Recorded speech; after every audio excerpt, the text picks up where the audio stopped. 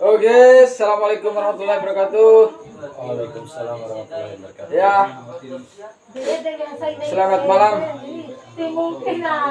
bersama narasumber Pak Said. Said apa? Bung Said. Ya, luar biasa. Jadi tema diskusi pada malam hari ini tentang manusia. Tentang bagaimana Sudirman bisa melahirkan lagi. Insya Allah, alhamdulillah.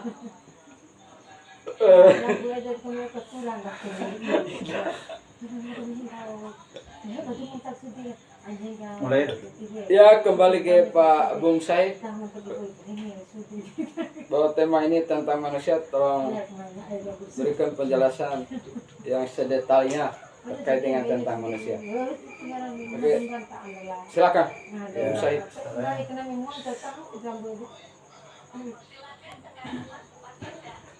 Singkat-singkat saja. Ya, assalamualaikum warahmatullahi wabarakatuh. Alhamdulillah pada hari ini kita masih diberikan oleh Allah Subhanahu wa Ta'ala kesehatan sehingga kita bisa duduk sekaligus diskusi tentang manusia. Ya. Tema hari ini yaitu manusia. Banyak di kalangan kaum intelektual generasi muda belum tahu, bahkan mereka hanya mendengarkan apa arti manusia dan apa itu manusia. Bahwa manusia itu memiliki 7 huruf. Yang pertama makhluk, yang kedua adalah akal, yang ketiga naluri, yang keempat usaha, terus yang kelima sosial, kemudian yang keenam ilmu, dan yang terakhir adalah akal. Berbicara tentang makhluk itu berbicara secara khusus, baik secara lahiriah maupun secara rohani. Makhluk itu adalah sesuatu yang diberikan oleh Allah secara istimewa, sehingga membedakan makhluk satu dengan makhluk yang lain. Salah satu contoh, manusia diberikan Allah dengan istimewanya melalui dengan akal. Akal ini digunakan untuk apa? Tentu kita gunakan akal ini untuk berpikir mana yang baik dan mana yang buruk, mana yang hak dan mana yang batil. Banyak konsep-konsep yang dilakukan bahkan dibicarakan oleh manusia, bahkan Al-Quran pun menjelaskan tentang manusia itu begitu banyak, supaya manusia ini bisa membedakan mana manusia, sehingga dengan akal ini manusia bisa membedakan antara binatang dengan manusia. Karena kenapa?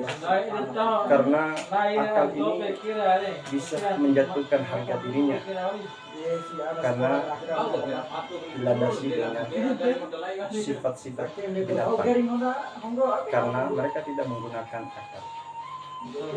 Jangan sampai akal manusia ini samakan dengan perbuatan ataupun tingkah laku manusia itu sendiri. Karena kenapa? Karena akal ini manusia salah menggunakan Ya, selanjutnya. salah menggunakan untuk bertindak.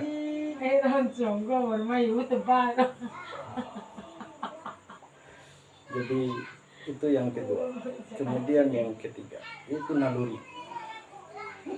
manusia dengan keistimewaannya diberikan oleh Allah itu naluri. Naluri ini adalah bagaimana hubungan manusia dengan manusia dan bagaimana hubungan manusia dengan Allah, baik secara horizontal maupun secara vertikal. Itu yang dimaksud dengan naluri.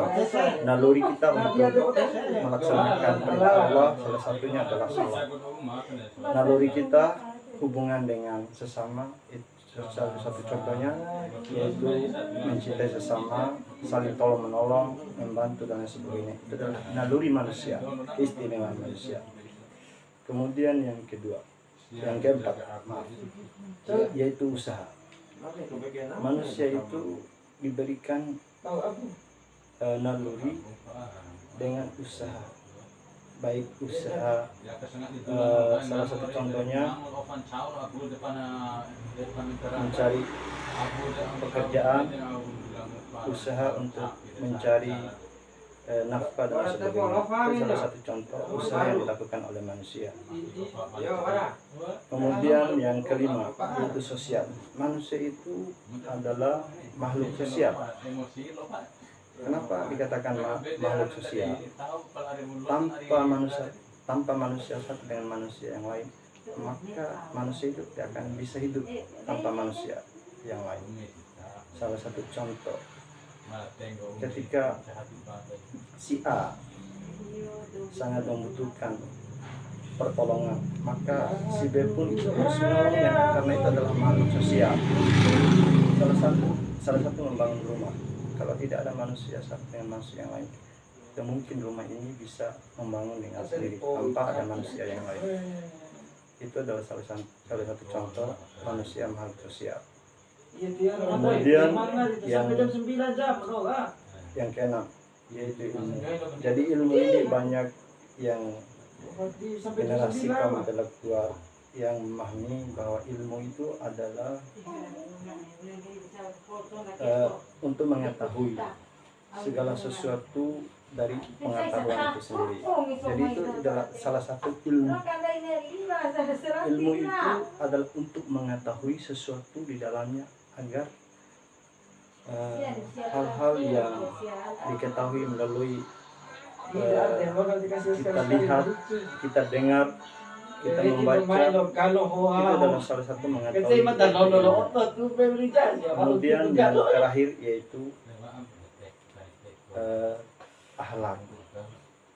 Bagaimana akhlak manusia itu bisa membedakan dengan makhluk-makhluk yang lain? Karena ini salah satu keistimewaan yang dimiliki manusia. Kalau manusia tidak memiliki akhlak yang baik, maka halnya sama manusia dengan binatang. Jadi ini yang perlu dipelajari, dibaca, dan juga harus dipelajari oleh manusia, karena salah satu akhlak yang menjatuhkan harga diri manusia sama dengan binatang itu adalah akhlak, sehingga manusia mengikuti nafsunya karena tidak mampu menjaga sikap etika, sehingga melahirkan salah satu sifat binatang. Jadi seperti itu secara singkatnya untuk menjelaskan tentang manusia. Mungkin itu saja dari saya lemparkan ke beberapa. Mungkin ada yang ditanyakan tentang dari ketujuh manusia tersebut. Iya, oke, terima kasih Bung Said atas paparannya terkait dengan tentang manusia. Bahwa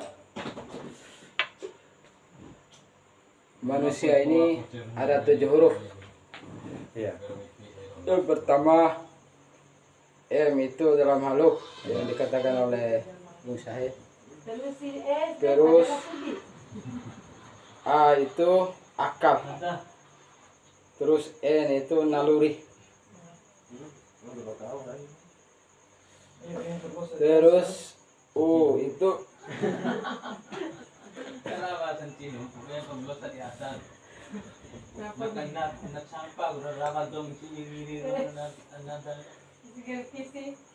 Terus bagaimana ini Pak Syahib tentang manusia ini? Apakah 7 huruf ini apakah penting bagi manusia?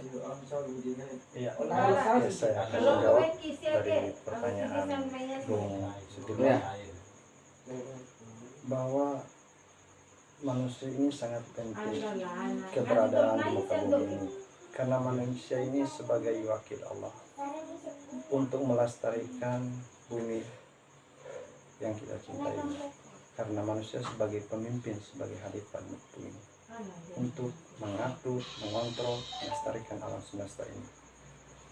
Karena manusia ini sangat diistimewakan oleh Allah Subhanahu wa Ta'ala, karena diberikan akal, kemampuan, potensi, supaya manusia ini mampu menjaga dengan kemampuannya, mampu membangun lingkungannya, mampu menjaga.